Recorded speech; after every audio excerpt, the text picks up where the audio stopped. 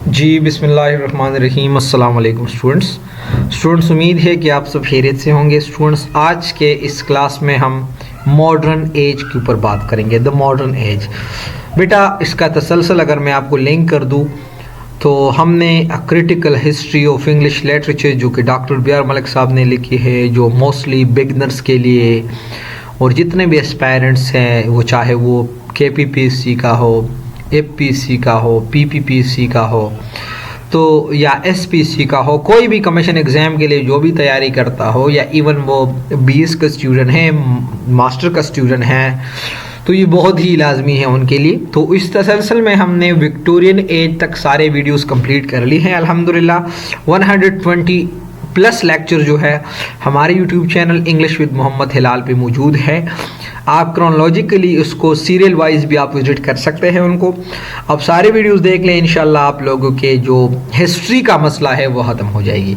अब अगर हम द मॉडर्न एज की बात कर ले तो मैंने स्पेसिफिकली वो बुक फोकस नहीं किया कि सिर्फ critical history of English literature B R. Malik से मैंने उठाया, बल्कि मैंने डेविड डेशिस हिस्ट्री और जो हमारे पास जे लॉन्ग हिस्ट्री है उसको मैंने जो है वो फोकस की, और जो है इवन टी सिंह हिस्ट्री जो है बड़ा ग्रेट हिस्ट्री उन्होंने लिखी है, तो उस हिस्ट्री को मैंने फोकस की और मैंने जो है द मॉडर्न एज को तैयार की है। तो बेटा this lecture is going to be a bit lengthy because क्योंकि बहुत सारे बुक्स को मैंने जो है and this will be I guess the overall scenario of the modern age. So बेटा ये हमारे पास 1901 से शुरू होता है, 1945 तक ये जा रहता है, ये इसका टेनएवर है। अब बेटा पॉइंट नंबर 1 की अगर हम बात कर ले, the modernist movement was just like a wave, ठीक है, and a movement was not the product of a single person, ये बिल्कुल, and it is the product of collective efforts, ठीक है ना। तो ये एक बंदे का काम नहीं, कलेक्टिव एफर्ट्स का, and it should be the collective work of a group of people, यानी ग्रुप ऑफ पीपल का ये होगा कोई भी मूवमेंट अगर जगह लेता है। आपको थोड़ा जूम लगता है मेरा लेक्चर, लेकिन मेरे पास बच्चे ऐसे हैं जिनके आई साइट का मसला है, तो उनके रिक्वेस्ट पे जो है मैंने उसको ज़रा फ़ॉन्ट साइज़ जो है मैंने ज़रा बढ़ा दी है। सो मुझे पता है आपको भी मज़ा आएगा इसको इस तरह ज़रा बड़ा देख के। Modern age was nothing more than a mixture of different smaller movements. Modern age के अंदर हमारे पास डिफरेंट स्मॉलर मूवमेंट है, and we try to find out the ingredients of the modern age. अगर हम मॉडर्न एज की ingredients को मालूम करना चाहते हैं, वी हैव एमेजिज्म, सबसे पहले हमने एमेजिज्म को अंडरस्टैंड करना है, ह्यूरलिज्म को हमने अंडरस्टैंड करना है, and many other smaller movements. Then why we are talking about it, because क्योंकि हम इसके बारे में इसलिए बात करते हैं, the work was given by the historian, and after all we have to divide the era into ages। यानी ये वर्क जो है हिस्टोरियन ने इस तरह वो प्रोवाइड की है कि हमने मजबूरन जो है इस एरा को हमने एजेस में डिवाइड करना है। एवरी एज, अगर हम हर एक एज की बात कर ले, मैंने हाईलाइट भी किया है, in its time was a modern age.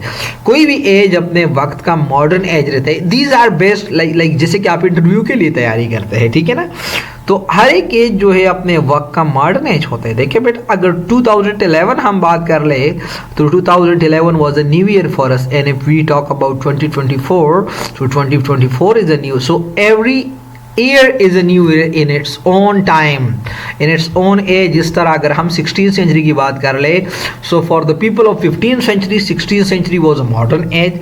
if we 17th century की बात कर ले, so 17th century was a modern age for the people of 16th century। so every age in its time was a modern age, and we are living in a modern age now। अब हम modern age के लिए में हम रह रहे हैं, but for the very first time the historian, people like T.S. Eliot and Ezra Pound fixed the name, the term for 20th century for the very first time। यानी हमारे पास एवरी एज जो है वो मॉडर्न एज होता है ना अपने वक्त का, लेकिन T.S. Eliot and Ijra pound ने इस एज के लिए एक टर्म फिक्स की है कि no, this could be called the 20th century should be called as a modern age। यानी उन्होंने बस ये टर्म फिक्स की कि मॉडर्न एज जो है बस ये 20th सेंचुरी का नाम है।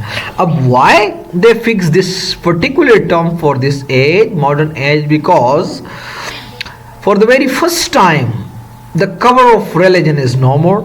अब इससे पहले बेटा अगर हम 16th सेंचुरी की बात कर ले, इससे पहले अगर हम मिडिवल टाइम पे जाए 17th सेंचुरी 18th सेंचुरी तक जो है मैं आपको ये बताऊं रिलीजन ने वो बड़ा जो है वो बड़ा घमंड का टाइम उन्होंने गुजारा है, ठीक है।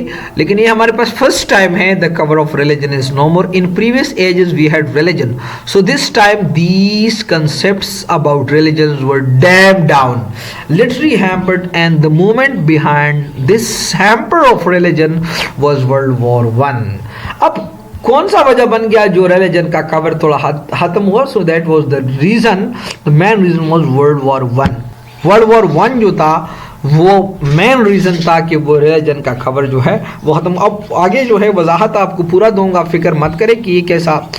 Many events were there before there was local wars, but this time we have an international war। इससे पहले local war भी हुआ करते थे, लेकिन ये international World War I has been there in 1914 till 1918, 1914 से लेके 1918 तक ये war चला। As we cannot detach a writer from the society and it changed the thoughts of the writer too। तो हम राइटर्स तो सोसाइटी से, एक सोसाइटी के अंदर वार होते हैं ना, वार तो कोई हला में या कोई जंगल में तो नहीं होता। तो राइटर जो है वो सोसाइटी के अंदर रहते हैं, so we can not detach them from the society, so definitely the war affected the people too। So we have a German philosopher Friedrich Nietzsche। उन्होंने वो हमारे पास उसका वो डेट ऑफ बर्थ बहुत ज़्यादा लाजमी है, 1844 में पैदा हुआ, इन 1900 में उसका डेथ हुआ। He is for the very first time writes Death of God। ये हमारे पास एक जर्मन फिलोसफर है, उन्होंने एक किताब लिखी जिसका नाम है डेथ ऑफ गॉड। अब ये अजीब बात है कि उन्होंने क्यों ये लिखी, ये भी मैं आपको बता देता हूँ। उन्होंने बोला कि नौजुबिल्लाह गॉड जो है वो डेड है, अगर गॉड जिंदा होता तो ये वार वगैरह नहीं होते। सो उन्होंने for the very first time जो वर्क प्रोड्यूस की, सो उन्होंने लिखा death of God, and it was very popular at that time. उस टाइम पे ये बहुत ज़्यादा मशहूर था। The idea that he had mention a very unique and it was widely coated book in lots many quotation. उसके अंदर बहुत सारे कोटेशंस थे। उसके लिए एक कोटेशन ये भी मशहूर है, देखे वो कहते हैं ना कि God is dead and God remains dead and we have killed him, नौज़ुबिल्लाह। कि God, अब God मैंने इसलिए लिखा है, मैंने वो बड़ा God नहीं लिखा, मैंने वो छोटा God लिखा है कि God remains dead and God is dead and God remains dead। तो ये बहुत ही ज़बरदस्त कोड है कि God is dead, God remains dead and we have killed him। The point is that, अब ये point ये है, she's saying, Friedrich Nietzsche says that when God was there in the medievalism, he was giving perfection in everything, and that was the word of God। But this time we have no God there, and there when we have no God, we have world wars, and that is the reason that man is roaring here and there in wilderness। In the second work उन्होंने दूसरा, अब देखिए वो कहते हैं ना, वो इसका रेफरेंस देता है। असल में बेटा बहुत ज़्यादा एक मतलब नौज़ुबिल्लाह बेटा, इंसान जब ज़्यादा तंग आता है ना तो फिर वो बिल्कुल वो शिरकी जैसा वो बातें करता है, ठीक है ना।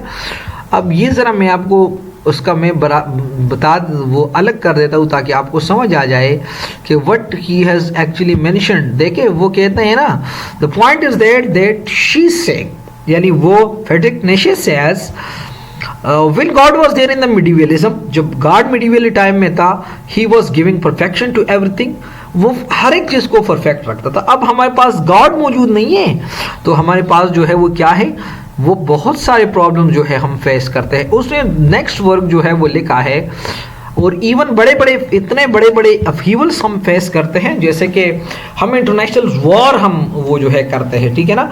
नेक्स्ट उन्होंने वो वर्क लिखा है beyond good and evil, publish in 1886। उन्होंने जब दूसरा वर्क प्रोड्यूस की beyond good and evil, she mentioned that it was the age of God, that we have good and bad concept. वो अल्लाह का टाइम था, गॉड का टाइम था, जो कि हमारे पास अच्छा और बुरा कंसेप्ट हुआ करता था।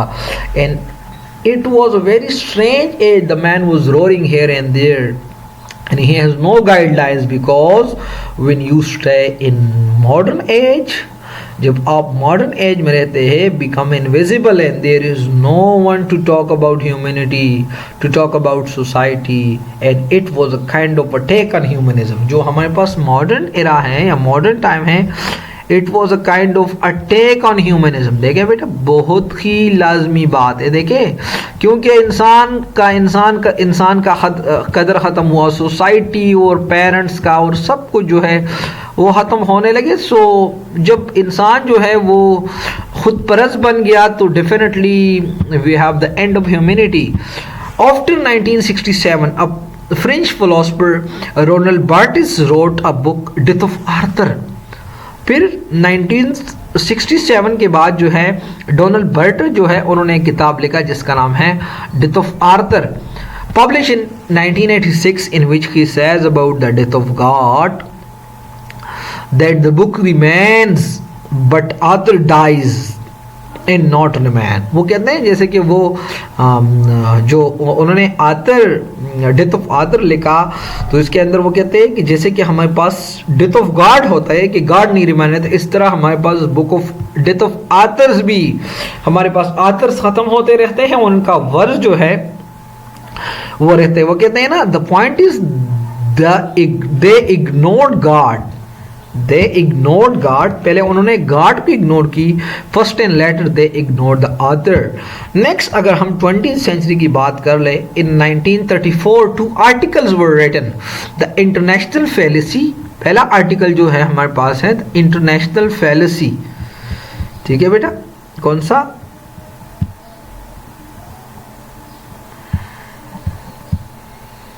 The international fallacy.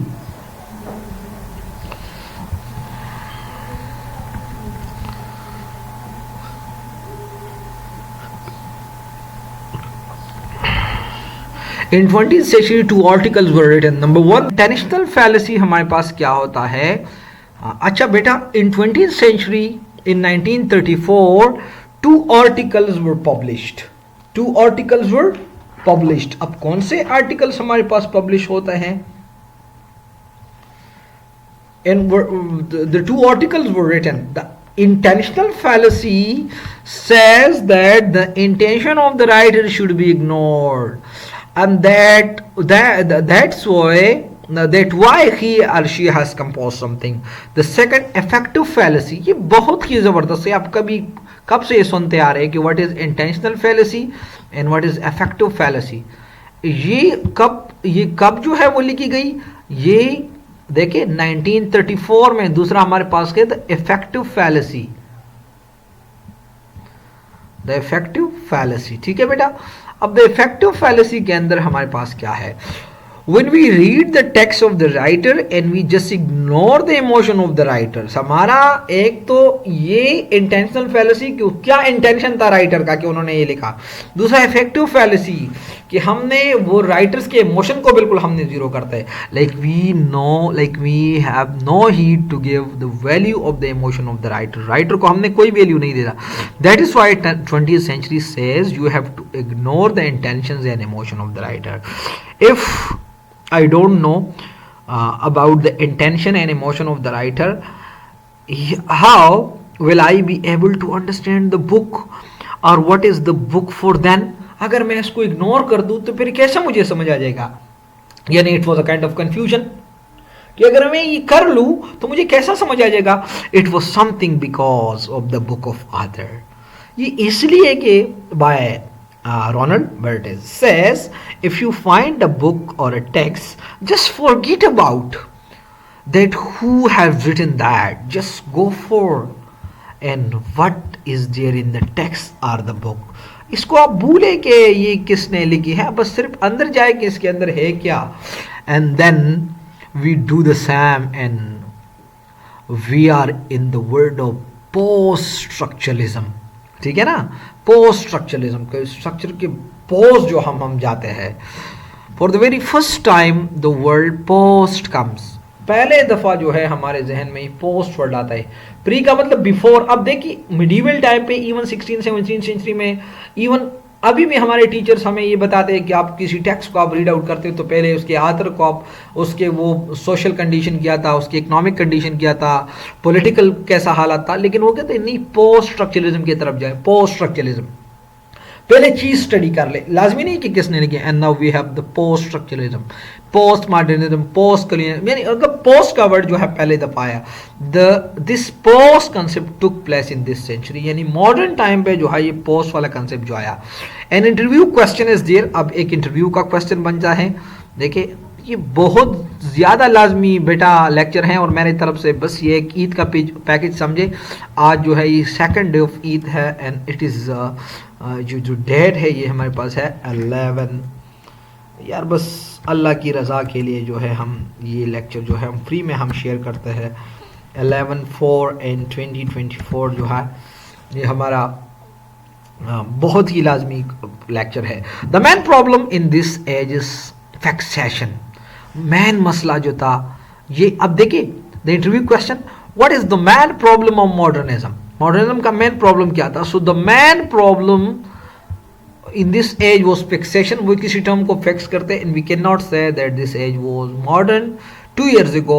हम कैन नॉट कह सकते हैं कि ये एज मॉडर्न है 2 years ago and now we have post modernism era. अब हमारे पास post modern, now this age is very fixed. मतलब हम ऐसा नहीं कह सकते कि ये एज जो है मॉडर्न है 2 साल बाद कहते हैं कि पोस्ट मॉडर्न, नहीं, this age is very fix. No, this age is very fix, but no, how can we fix a moment from 1901 to, असल में मोस्ट ऑफ दी लोगों का ये भी कहना है कि 1985 से from 1901 things are getting changed and changed. Before it was pre-modernism, पहले ये pre-modern, we have modernism and we have postmodernism. Like we will have the cover as a modernism. Inside we have old ideas and we have outdated the ideas and we have nothing new. हमारे पास कुछ भी new नहीं है, सिर्फ हम कहते हैं कि न्यू या modern. At the end of 1917, in the beginning of 1918, जो हमारे पास 1917 के एंड में और world war 1 ends. World war 1 जो है खत्म होते हैं, another revolution comes and take place, the name of Russian revolution. अब जैसे ही वर्ल्ड वॉर 1 खत्म होता है ना, तो हमारे पास रशियन रेवोल्यूशन आता है and we can also call it October revolution. ये आपका एमसीक्यूज है बेटा। Russian revolution is also known as October revolution. ठीक है बेटा। People were given new ideas and new life style took place. Like we have no high class, no middle class, we have a classless society. October revolution या Russian revolution ने हमें जो चीज़ लाया वो कहते हैं नहीं, हमारे पास एक classless society. After all these things, then in 1929 it was an international magnitude accident, wall street crash. एक इंटरनेशनल एक्सीडेंट 19, इसका नाम था वॉल स्ट्रीट क्रैश। अब ये क्या भला है, कब? 1929 में। In England, depression took place. An economy collapsed too much and millions of people have to survive. Even some of them migrated from 1929. देखिए वॉल क्रैश, स्ट्रीट क्रैश के अंदर इकोनॉमी इंग्लैंड का बहुत ज़्यादा गिरा, ठीक है ना। और इवन के लोग जो है वो इतने मुतासर हुए कि वो जो है माइग्रेशन, हिजरत पे वो मजबूर हो गए। देखिए फ्रॉम 19 कब से, फ्रॉम 1929 से 1939 तक। ठीक है बेटा। यार ये बहुत लाजमी, मैं जेलस होता हूँ कि क्यों आपने ये सारी चीज़ें। This Ira is called in literature the era of depression. यानी जो हमारे पास 1929 से लेके 10 साल को हम द एरा ऑफ डिप्रेशन भी कहते हैं। As we define literature, we say literature is life and we cannot detach literature from life and we can keep the writers. We cannot keep the writers in vacuum. ये cannot है बेटा। ये देखिए नज़र का मसला हो ना, मुझे नज़र लग गया, बुरा निगाह से। They are definitely affected and we have had literature, socialism, communism and Marxism। ठीक है बेटा। नेक्स्ट हमारे पास जो पॉइंट है, after we have a group of writers, Adam group, and we have another group, Hemingway's group, and in this age Fitzgerald wrote the great Gatsby. But the social market was collapsed and destroyed, लेकिन हमारे पास social market जो है वो collapse हुई and destroyed हुई। ठीक है बेटा, ये नोट है, बस इसके बाद हमारा लेक्चर तकरीबन खत्म है। नोट बहुत ज़्यादा note, the modern as and the modernity in the most medieval era was, ये असल में ये मिडीवल एरा से, जैसे मैं बता दिया ना कि हर एक एरा जो है ये itself is a modern age. ठीक है बेटा, जो हमारे पास है modern age or modernity in medieval era was a wide span of time marked in a part of technical invention and urbanization, scientific discoveries and globalization। तो modern age इसको कहते हैं जब उसके अंदर कुछ नया डिस्कवरीज वगैरह आता था तो वो लोग समझते थे कि this is a modern age. लेकिन मसला ये हुआ, द मॉडर्न एज, अब आगे बता है, the modern age is generally split over two parts. ये टू पार्ट्स में the early and the later modern age या the late modern period. The modern era was historical period from 1500 to 1945 हो, यानी हम जनरली अगर इसका division कर ले तो वो कहते हैं कि जो हमारे पास हैं 1500 से लेके, क्योंकि इस सारे के अंदर जो है वो हमारे पास ये जो technical invention, urbanization, scientific discoveries आए हैं, also known as modern age और modern history. It was like a period from 300 BC to 500, it was the age of classical age, यानी ये जो हमारे पास are the age of antiquity. उन्होंने इस तरह के कुछ वो के डिवीजन की है। जो 300 से 500 है तो it was the age of antiquity and the period proceeding modern world history is known as middle ages. तो ये हमारे पास 500 से लेके 1500 तक, इसको हम कहते हैं मिडल एजेस। यानी उन्होंने जो है 1500 से लेके 1900 तक उन्होंने उसको समझा कि this is a whole modern age, और फिर 500 से 1500 तक इसको कहते हैं मिडिवल एज, और जो 300 है उससे 500 BC तक जो है या C तक, इसको उन्होंने समझा कि this is just a kind of जो है वो द एज ऑफ एंटिक्विटी। ठीक है बेटा, वो कहते हैं the modern era can be further divided into two times periods. उसको हम मजीद टू टाइम, जो मॉडर्न 1500 से लेकर 1900 तक, सॉरी 20th सेंचुरी तक is known as early modern period, later modern period. The early modern period जो है ये 1500 से लेकर 1800 तक ये जा रहता है। आई होप आपको इसका डिवीजन का समझ आया। Which includes events like renaissance, जिसके अंदर हमारे पास रेनेसां है, एनलाइटमेंट है एंड इंडस्ट्रियल रिवोल्यूशन है, जिसके अंदर हमारे पास रेनेसां है, एनलाइटमेंट है, इंडस्ट्रियल रिवोल्यूशन है। एंड फिर द लेटर मॉडर्न पीरियड में हमारे पास 1800 से 1945 तक include the world war 1, World war and world war 2। World war 1 आता है एंड वर्ल्ड वॉर 2 आता है। In the United kingdom the Edwardian era spend over the reign of king Edward second, जो कि एडवर्ड सेकंड तक United Kingdom में, and from 1901 to 1910 is some time extended from the world starting of the World War I and the death of Queen Victoria in January 9 mark at the end of Victorian era. Her son succeeded Edward II. We already have the leader on the fashionable elite, and we see the stylish influence by the art of fashionism, conventional Europe. Samuel Havers described the Edwardian era as leisurely time when women wore picture hats and did not vote, or when the rich were not ashamed to live conspicuously, and her son really never sit and the sun really never sit in the reign of British flag. The Edwardian period cover all the years after the death of Queen Victoria. The Edwardian era is viewed nostalgically and called as the Gilded Age. ठीक है बेटा, तो इसके साथ जो है हमारे पास मॉडर्न एज का एंड हुआ, और मेरे ख्याल में you would have learn too much from this lecture. कोई सवाल हो तो आप पूछ सकते हैं, सवाल ना हो तो हमारे साथ रहे, इंशाल्लाह आप लोगों का बहुत ज़्यादा फ़ायदा होगा बेटा। थैंक यू बेटा। और बेटा अगर आप चैनल पे नए हो और आपको लगता है कि इससे हमें फ़ायदा मिलता है, so definitely you have to subscribe this and press the bell icon to, so that you will be my lecture will be available off and on for you. Thank you बेटा, अल्लाह हाफिज़।